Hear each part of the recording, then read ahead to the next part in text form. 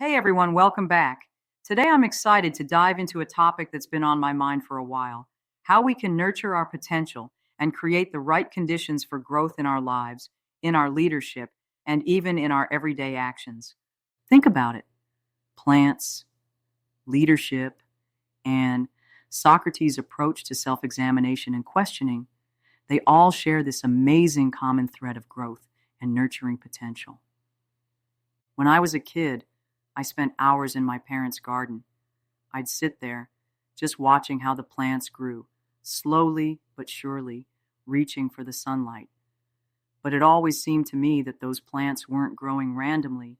They needed the right soil, the right amount of water, and just the right conditions to thrive. This process got me thinking about leadership and even how we approach life in general. Stick with me as we explore how these ideas can help us become better leaders and versions of ourselves. Think about it: plants, leadership, and Socrates' approach to self examination and questioning all have this amazing common thread of growth and nurturing potential. Socrates, one of the greatest philosophers of ancient Greece, had this incredible idea that constant self examination and questioning are the keys to a good life.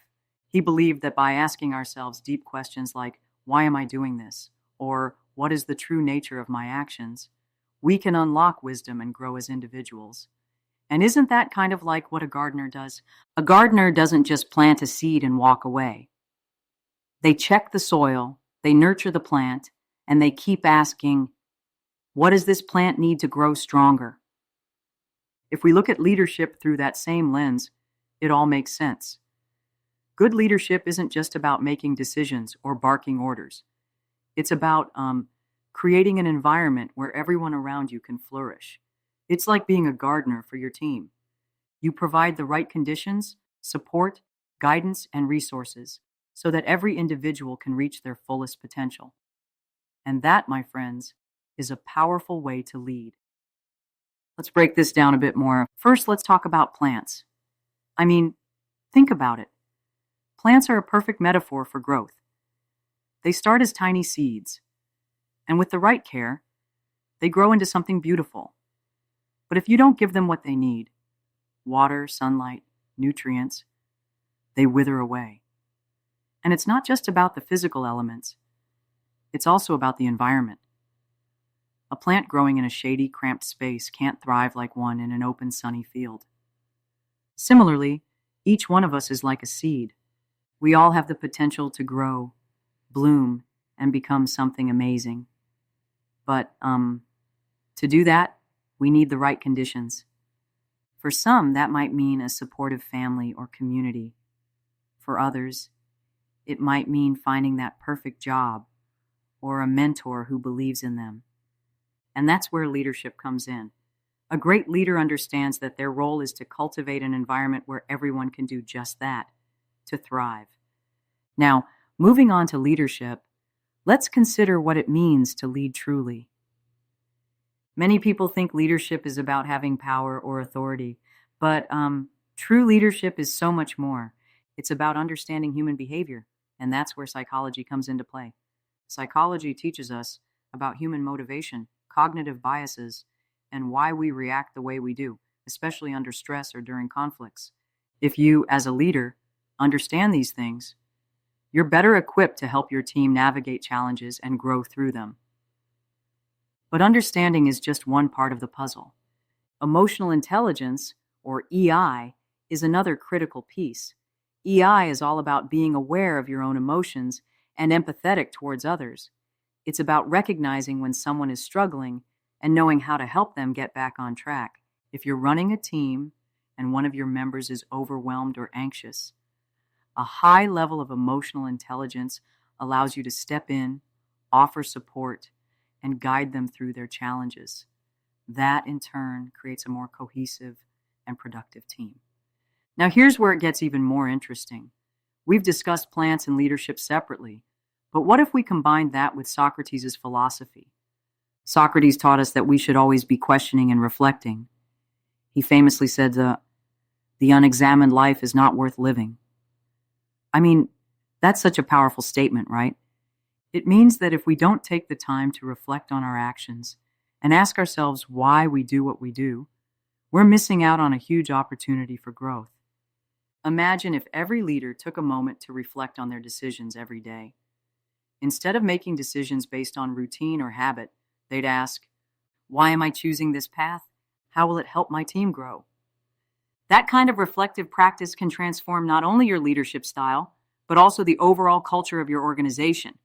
It encourages everyone to be more thoughtful, intentional, and aligned with their true values. Let's dig a bit deeper into that idea. Think about a garden again. When gardeners tend to their plants, they're not just watering them willy-nilly. They're observing the plants, noticing which ones are thriving and which ones are struggling, and then asking, what do these plants need? Is it more sunlight, more water? Maybe the soil needs some extra nutrients? Similarly, a leader should be constantly observing their team, noticing patterns in behavior, and asking, how can I create a better environment for growth? What do my team members need to succeed? This kind of constant questioning is at the heart of Socratic thinking, and it's a powerful tool for leadership. Now let's discuss practical strategies for integrating these ideas into your daily life. First, let's consider self-reflection. One simple way to start is by setting aside a few minutes each day to just think about your actions and decisions. It could be as simple as asking yourself, what did I do today that helped my team or helped me grow? Or what could I have done differently? This kind of reflection is like watering your inner garden. It nourishes your mind and helps you become more aware of your strengths and areas for improvement. Another strategy is to create a feedback loop with your team. Encourage open and honest dialogue. Ask your team members for their insights and perspectives. It's amazing how much you can learn when you open the conversation. Not only does it show that you value their opinions, but it also creates a culture of mutual respect and continuous learning. The whole team becomes stronger when everyone is involved in the growth process. Also, consider using modern tools to support your journey. There are so many apps and digital tools that can help you track your progress, set goals, and even monitor your mood and stress levels. While these tools are rooted in the analytical power of AI, they complement the human-centric approaches of psychology and emotional intelligence. For instance, you can use a digital journal to record your thoughts and reflect on your day. Over time, you might notice patterns. Maybe certain situations trigger stress or negative thoughts. Once you're aware of these patterns, you can take steps to address them, whether that means adjusting your routine or seeking support from your team. Let's not forget about the power of nature in all this. Spending time outdoors, even if it's just a short walk in the park, can do wonders for your mental and emotional well-being. Nature has a way of grounding us, of reminding us that growth is a natural process. When you're in nature, you see firsthand how plants respond to the environment. They bend with the wind, reach for the light, and adapt. And that's a beautiful reminder that growth isn't always linear. It's a process, often with ups and downs. Embracing this natural rhythm can help you approach leadership and personal growth with more patience and resilience. Now, I want to circle back to the core idea we started with, that plants, leadership, and Socrates all share a common emphasis on nurturing potential. It's really quite profound when you think about it.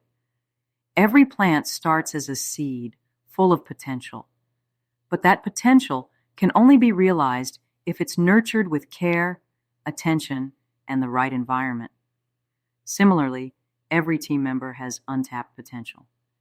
And as a leader, your job is to create conditions that allow that potential to flourish. This means providing support, guidance, and sometimes even being there to listen when things get tough.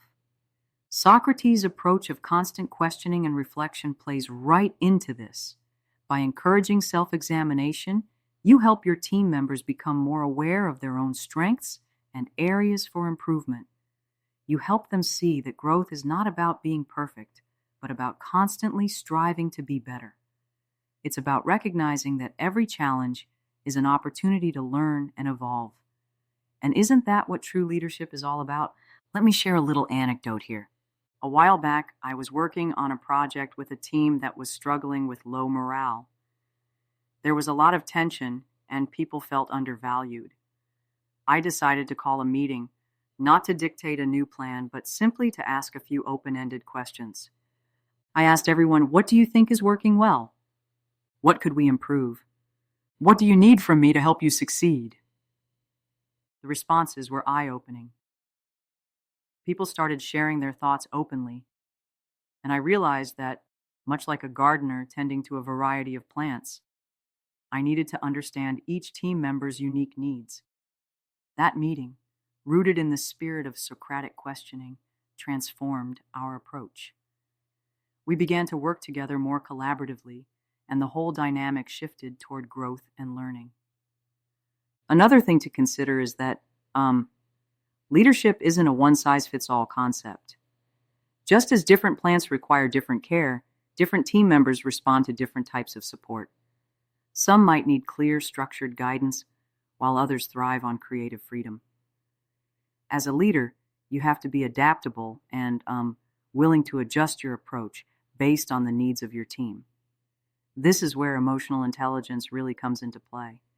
By being attuned to the emotions and motivations of those around you, you can tailor your leadership style to fit the moment.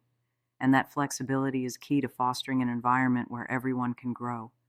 So, how do you put all this into practice? I'd say start small. Begin with your own personal growth. Take a few moments each day to reflect on your actions.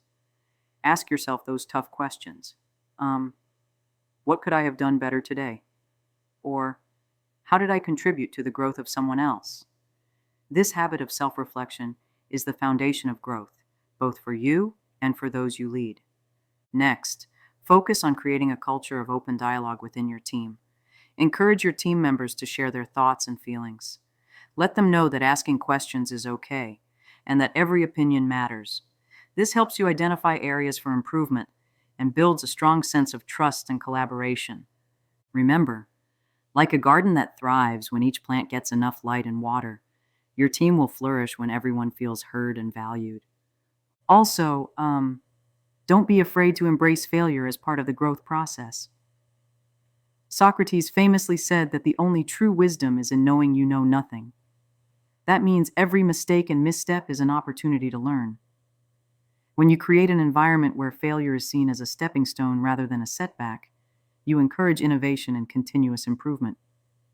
It's about shifting your mindset from, "I failed," to, "I learned something valuable."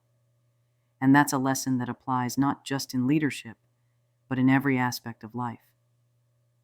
One practical tip I like is to set aside time for regular check-ins, not just with your team, but with yourself. Use that time to review your goals, reflect on your progress, and adjust your plans if necessary. This is a simple yet powerful way to ensure you're continually moving forward. Just as a plant steadily grows toward the sunlight, it might seem small, but these regular moments of reflection can lead to big breakthroughs over time. Now let's talk about the importance of patience in this process. Growth doesn't happen overnight. Just as a seed takes time to become a flourishing plant, personal growth and effective leadership require patience and perseverance. There will be moments when progress seems slow or when setbacks occur. But if you keep nurturing your potential and your team, you'll eventually see the results. Patience, coupled with a willingness to question and learn, is what ultimately leads to success. Another aspect that ties all of these ideas together is the importance of authenticity. In today's world, there's so much pressure to conform or to present a polished image. But true growth, both personal and professional, comes from embracing who you really are, with all your strengths and weaknesses. Socrates, with his relentless questioning, encouraged us to be authentic and honest in our pursuit of truth. Similarly, in leadership, when you're authentic and transparent with your team, you build a foundation of trust that is essential for growth. I also want to touch on the idea of resilience. Think about how a plant, even when faced with harsh weather or poor soil, still manages to grow. It adapts, it perseveres, and eventually it flourishes. Resilience is a quality that every leader needs to cultivate. It's about bouncing back from challenges, learning from your experiences, and um, never giving up on the possibility of growth. And that resilience starts with a mindset of continuous improvement, always asking, how can I do better next time? So, to wrap up, let's bring all these ideas together. We've talked about how plants need the right environment, care, and nutrients to thrive, how leadership creates a space where every individual can grow, and how Socrates' philosophy of self examination and questioning is the backbone of true personal and intellectual development. When you combine these concepts, you get a powerful framework for growth, one that is not just theoretical, but incredibly practical. Imagine if every leader approached their role like a gardener. Instead of dictating what should happen, they'd constantly observe, ask questions, and adjust their methods based on what their team needs. They'd nurture potential, not stifle it, create the right conditions for success, not force a one-size-fits-all solution, and always encourage a culture of open dialogue and continuous improvement. And this isn't just about work, it's about life. Each one of us is on a journey of growth.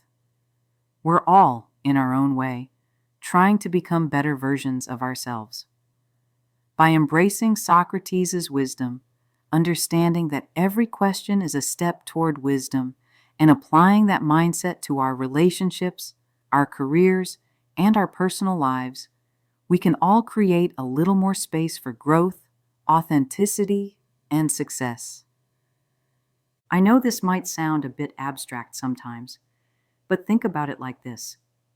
Every time you take a moment to reflect on your day, every time you ask yourself why you did something a certain way, or every time you support someone else in their journey, you're practicing these principles. You're nurturing your inner garden, and you're also helping to cultivate a community where everyone has the chance to thrive.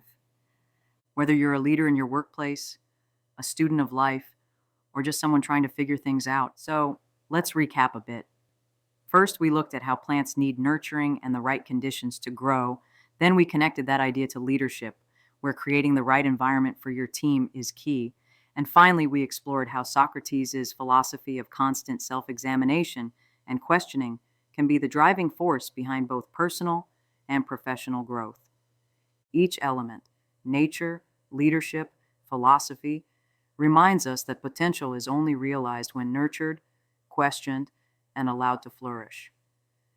In practical terms, this means that whether you're planning your next project, dealing with a challenging team dynamic, or simply reflecting on your day, take a moment to ask yourself, what does my inner garden need right now? What can I do to help myself or my team grow? It might be as simple as listening a little more closely to your colleagues, taking a break to reflect, or even stepping outside for a bit of fresh air. These small actions can make a big difference over time. I want you to leave this video with one key takeaway. Growth isn't a destination, it's a journey.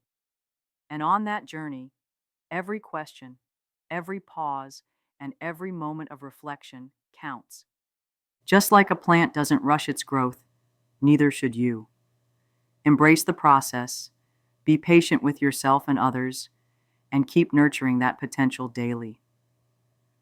Thank you for spending this time with me today, and I truly hope you found some value in these ideas.